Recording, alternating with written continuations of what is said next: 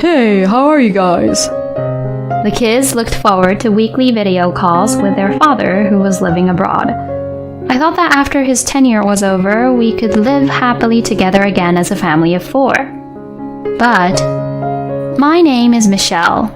I got married to my husband Ian, whom I had been dating since high school right after university. It was our first love and had a whirlwind romance like in movies. Our marriage was smooth sailing for 5 years. We were blessed with 2 children. His work was going well and was working abroad on a project by himself. Raising 2 boys alone was a challenge, but being a full-time housewife with the help of my parents, I was getting by. It was a weekly video call with Ian that night. The kids were excited to be able to talk with him. By the scheduled time, I, the kids, and even my parents gathered in front of the computer. It was like a big family event. To be honest, I was longing to speak to him alone about my struggles and our future plans, which I couldn't let the kids hear. Hoping I would have a chance, I prepared my computer in front of my family in the living room. Hey, how are you kids? Have you been good boys? Ian smiled broadly when he saw their happy faces. He seemed to be well and looked the same as ever. The kids were busy talking non-stop about what they'd done and asked him when he would be back. My parents also enjoyed watching their bubbly conversations. I guess that was what it meant to have smooth sailing and be happy. After the Q&A session was over, the kids were exhausted. That was just as well.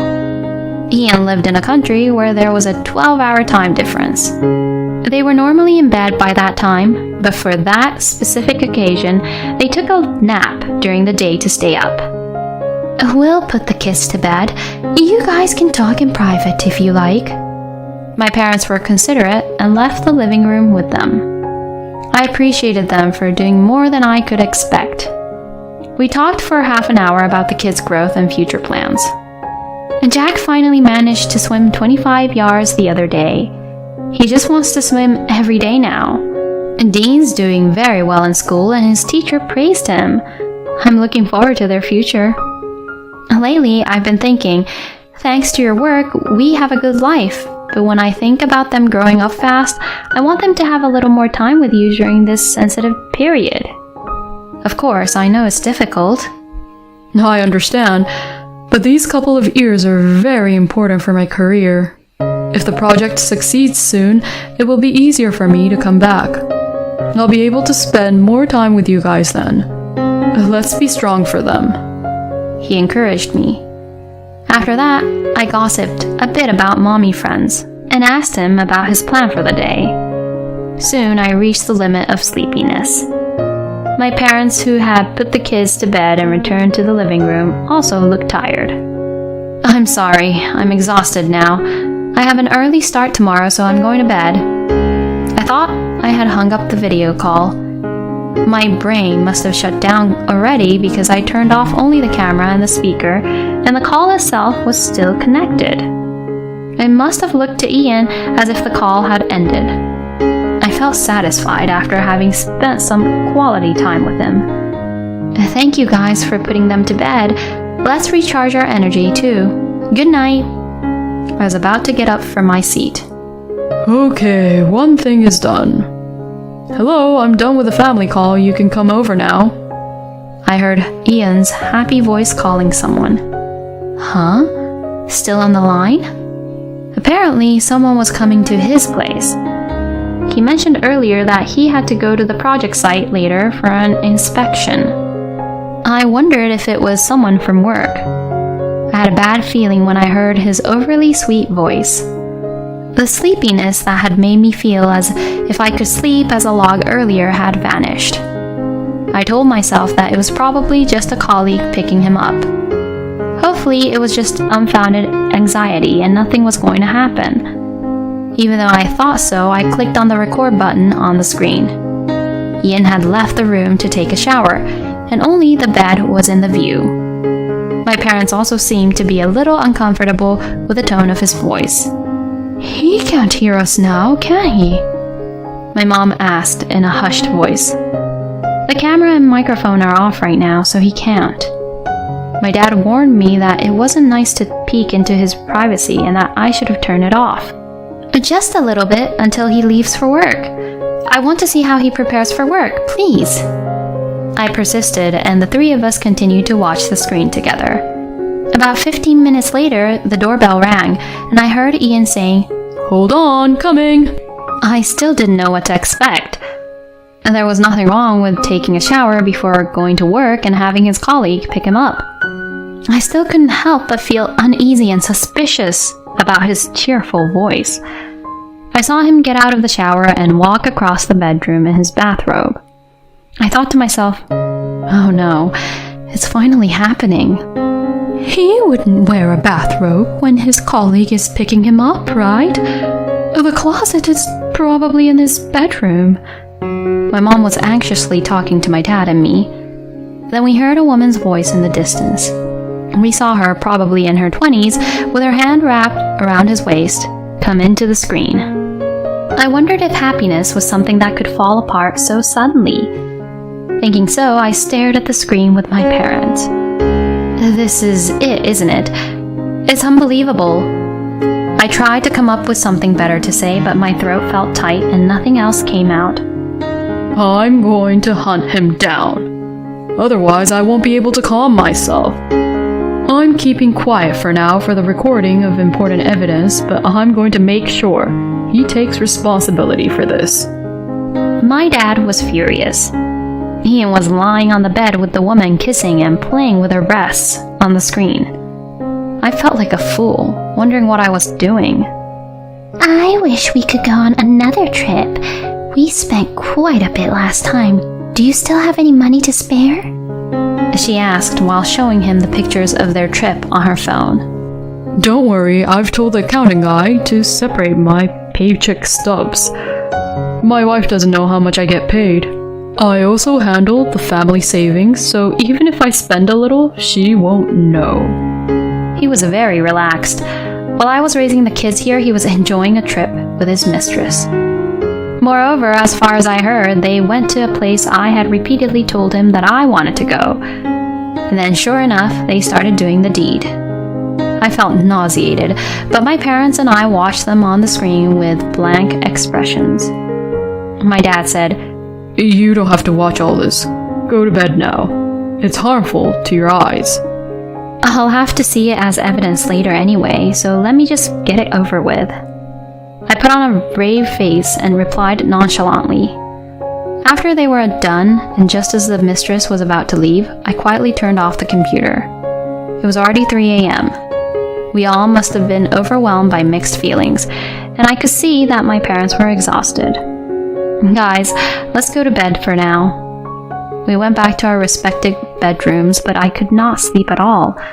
My body was too tired to move, but my brain was in a state of shock. My heart was beating 100 miles an hour.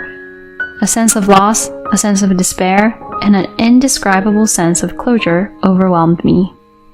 I thought about what to do. I wondered if it could have been all a dream when I woke up in the morning. Who was that woman? So many thoughts were going around and round in my head.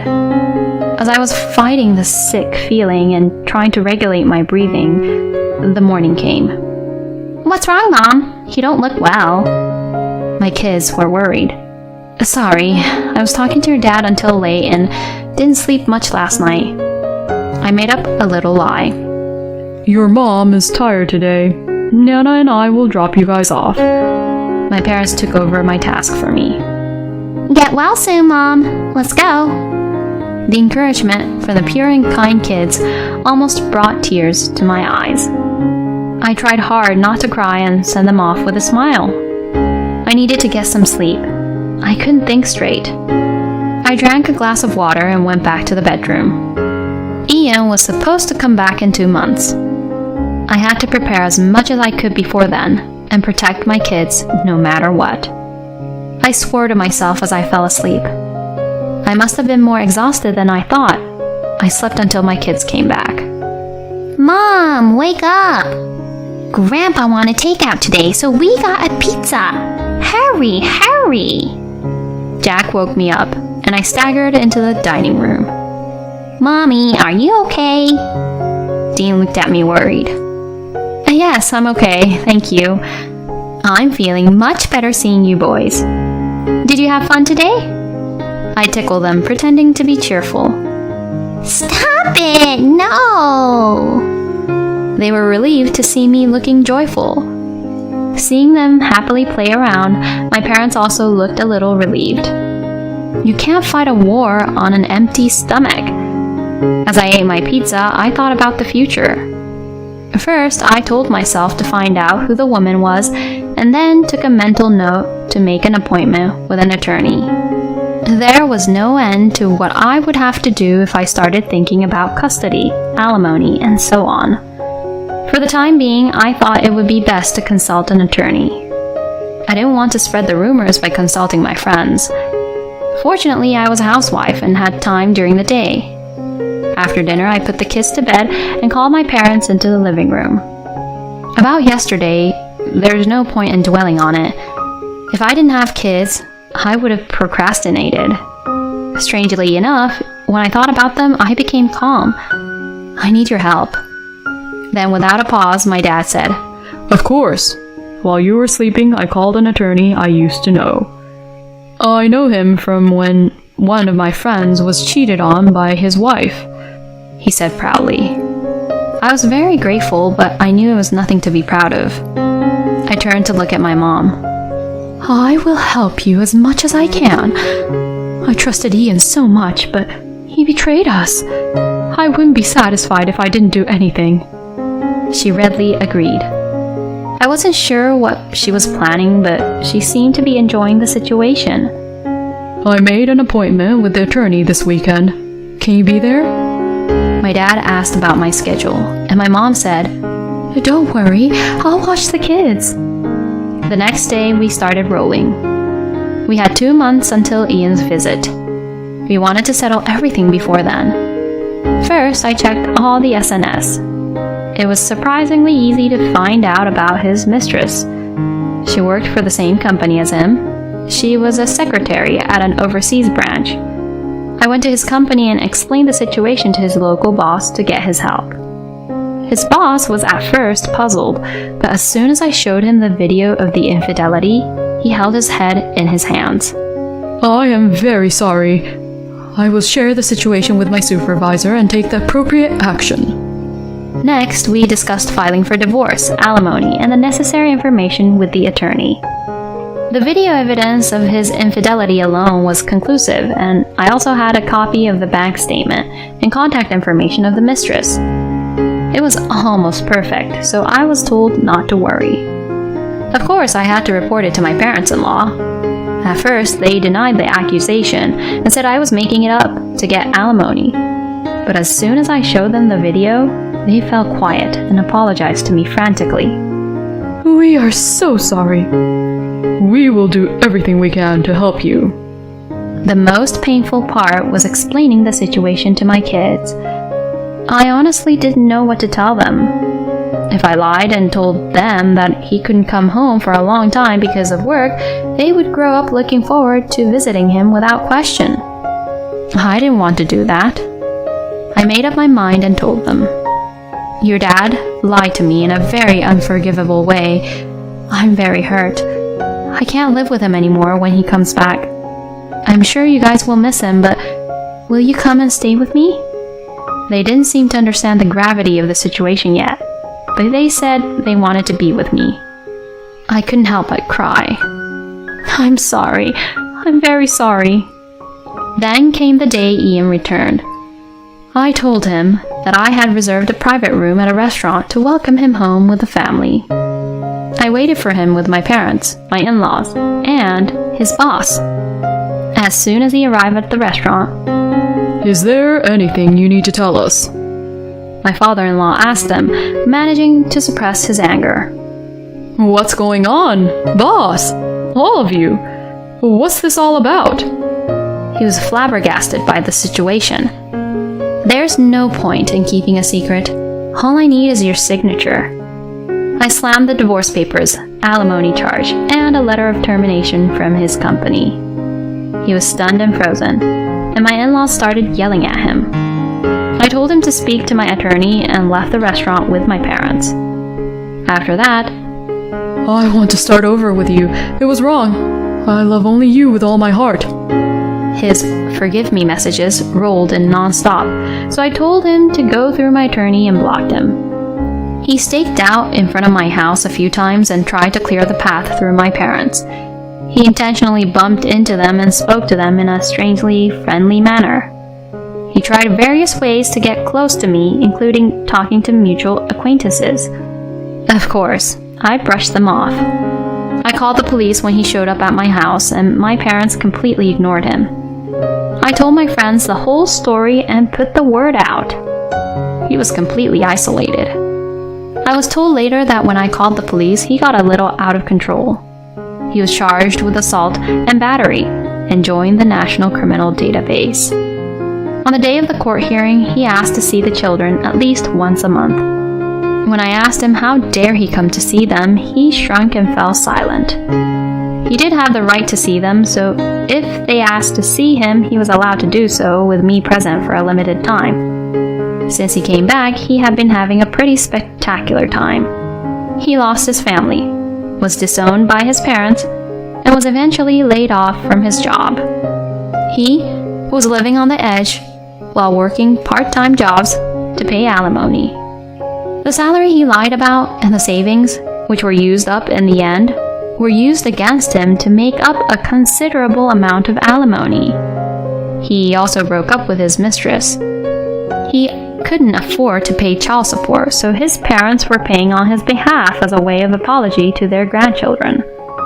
He was seeing the kids in the beginning, but as they got to the age when they understood what had happened, the less often they asked to see him.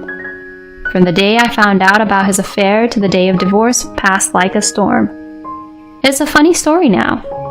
To be honest, I don't have an ounce of sympathy or sadness for him anymore, no matter where he is or what he's going through. As for me, I invested the alimony in stocks and was very successful. I was able to send my kids to college without any difficulties. Now that my kids are independent, I bought a small house in the countryside and I'm enjoying a slow life by myself.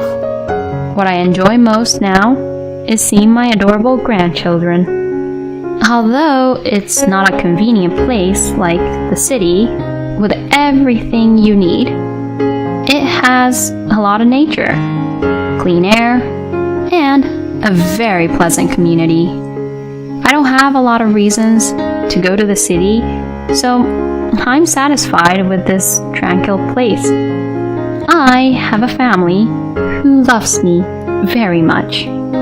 My sons come to visit me with their families during the summer vacation. I spend my days thinking, I'll never want to give up this happiness.